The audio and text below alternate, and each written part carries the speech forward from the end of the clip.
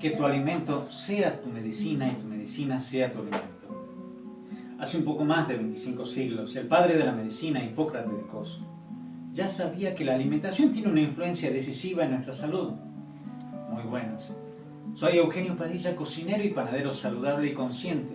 Administro un microemprendimiento familiar, Probarte, con el agregado de valor de 2 bebidas fermentadas, elaboradas de manera artesanal y con incorporación de materia prima orgánica sin gluten y de estas tierras jujeñas como hierbas aromáticas, rica rica, muña muña de nuestra puna, o frutas típicas de nuestras regiones de las yungas, quebradas y valles como mermelada de tomate de chilto, mermelada de papa del aire, frutas de productores locales como la pulpa de mango, de maracuyá, agua y leche de kéfir.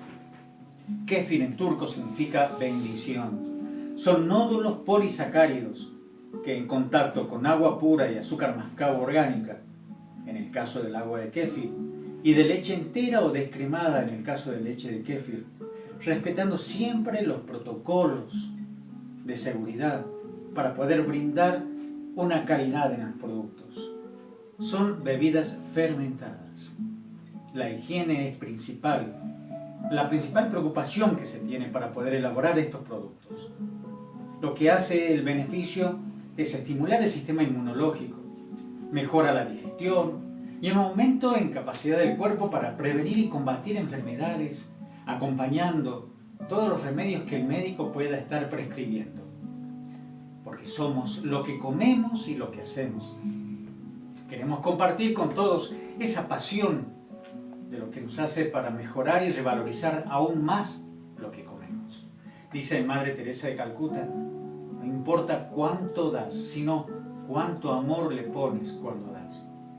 En este primer foro virtual de cocinas locales y populares, queremos brindarnos en nuestros pares y en quienes participen del mismo, nuestros humildes saberes, nuestros gustos por nuestra tierra, por los frutos de ella, de lo que nuestra Pachamama nos brinda.